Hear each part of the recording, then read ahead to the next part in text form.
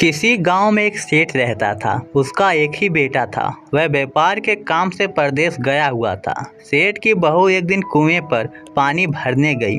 घड़ा जब भर गया तो उसे उठाकर कुएं के मुंडेर पर रख दिया और अपना हाथ मुंह धोने लगी। तभी कहीं से चार राहगीर वहां आ पहुंचे। एक राहगीर बोला, बहन, मैं बहुत प्यासा हूँ, क्या मुझे पानी पिला दोगी? सेठ की बहू को पानी पिलाने में वह उस समय कम कपड़े पहने हुई थी। उसके पास लोटा या गिलास भी नहीं था जिससे वह पानी पिला देती। इसी कारण वहाँ उन राहगीरों को पानी पिलाना उसे ठीक नहीं लगा। बहू ने उससे पूछा, आप कौन हैं? राहगीर ने कहा, मैं एक यात्री हूँ। बहू बोली, यात्री तो संसार में केवल दो ही होते हैं, आप उन दोनों में से कौन हैं? अगर आपने मेरे इस सवाल का सही जवाब दिया तो मैं आपको पानी पिला दूंगी, नहीं तो मैं पानी नहीं पिलाऊंगी। बेचारा राहगीर उसकी बात का कोई जवाब नहीं दे पाया। तभी दूसरे राहगीर ने पानी पिलाने की विनती की। बहू ने दूसरे राहगीर से पूछा, अच्छा तो आप बताइए कि आप कौन हैं? मैं एक गरीब आदमी हूँ। दूसरा राहगीर तुरंत बोला, गरीब तो केवल दो ही होते हैं, आप उनमें से कौन हैं? प्रश्न सुनकर दूसरा राहगीर डर गया। उसको कोई जवाब नहीं सूझा तो वह चुपचाप हट गया। तीसरा राहगीर बोला, बहन, मुझे बहुत प्यास लगी है, ईश्वर के लिए तुम मुझे पानी पिला दो। बहू ने पूछा, आप कौन हैं? तीसरा राहगीर बोला, बहन, मैं तो एक अनपढ़ गवार हूँ। यह सुनकर बहू बोली, अरे भाई, अनपढ़ गवार तो इस संसार में बस दो ही होते हैं, आप उनमें से कौन हैं? बेचारा तीसरा राहगीर भी कुछ बोल नहीं पाया। अंत में चौथा राहगीर आगे आया और बोला, बहन, मेहरबानी करके मुझे पानी पिला दो। प्यासे को पानी पिलाना तो बड़े पुण्य का काम होता है। सेठ की बहू बड़ी ही चतुर थी और होशियार भी। उसने चौथे राहगीर से पूछा, आप कौन हैं? वह राहगीर अपनी खींच छिपाते हुए बोला, मैं तो बहन बड़ा ही मूर्ख हूँ। बहू ने कहा, मूर्ख तो संसार में केवल दो ही होते हैं, आप उनमें से कौन हैं? वह बेचारा भी उसके प्रश्न का उत्तर नहीं दे पाया। चारों पानी पिए बगैर वहाँ से जाने लगे तो बहू बोली, यहाँ से थोड़ी ही दूर पर मेरा घर है, आप लोग कृपा वहीं चलिए, मैं आप लोगों को पानी पिला दूंगी। चारों राहगीर उसके घर की तरफ चल पड़े। बहू ने इसी बीच पानी का घड़ा उठाया और छोटे रास्ते से अपने घर पहुंच गई। उसने घड़ा रख दिया और अपने कपड़े ठीक तरह से पहन लिए। इतने में वह चारों राहगीर उसके घर पहुंच गए। बहू ने उन सभी को गुड़ दिया और पानी पिलाया। पानी पीने के बाद वह राहगीर अपनी राह पर चल पड़े। सेठ उस समय घर में एक तरफ बैठा यह सब देख रहा था। उसे बड़ा दुख हुआ। वह सोचने लगा, इसका पति तो व्यापार करने के लिए परदेश गया है और यह उसकी गैर हाजिरी में पराये मर्दों को घर बुलाती है, उनके साथ हंसती बोलती है। इसे तो मेरा भी लिहाज नहीं है। यह सब देख अगर मैं चुप रहा तो आगे से इसकी हिम्मत और बढ़ जाएगी। मेरे सामने इसे किसी से बोलते बतियाते शर्म नहीं आती तो मेरे पीछे ना जाने क्या क्या करती होगी। फिर एक बात यह भी है कि बीमारी कोई अपने आप ठीक नहीं होती, उसके लिए वैद्य के पास जाना पड़ता है। क्यों ना इसका फैसला राजा पर ही छोड़ दूं, यही सोचता है। वह सीधा राजा के पास जा पहुंचा और अपनी परेशानी बताई। सेठ की सारी बातें सुनकर राजा ने उसी वक्त बहू को बुलाने के लिए सिपाही से बुलावा भेजे और उनसे कहा, तुरंत सेठ की बहू को राजसभा में उपस्थित किया जाए।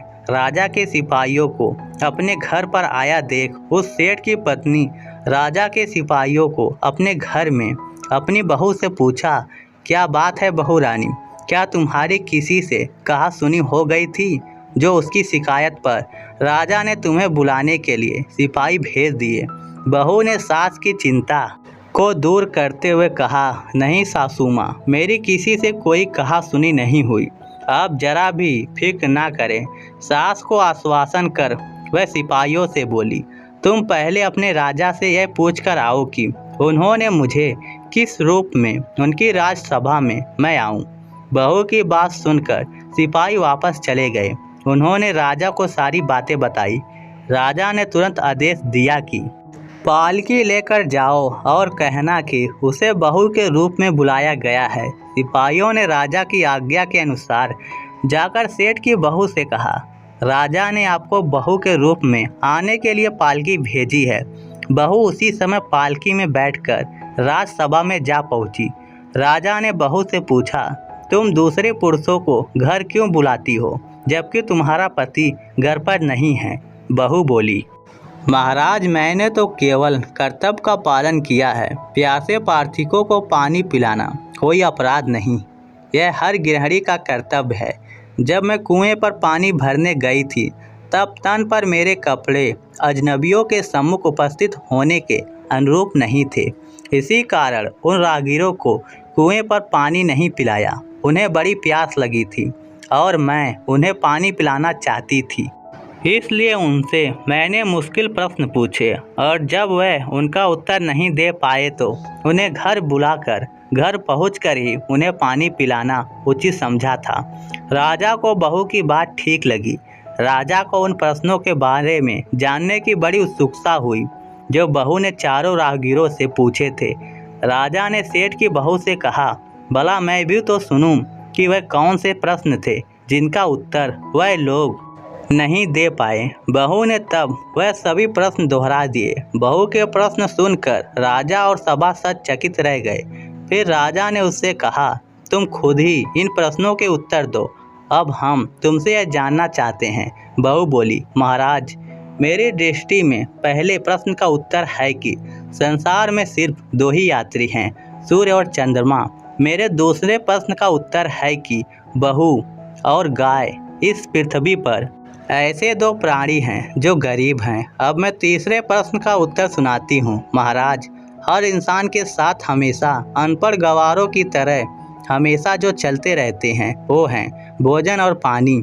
चौथे आदमी ने कहा था कि वह मूर्ख है और जब मैंने उससे पूछा कि मूर्ख तो दो ही होते हैं, तुम उनमें से कौन से मूर्ख हो, तो वह उत्तर नहीं दे पाया।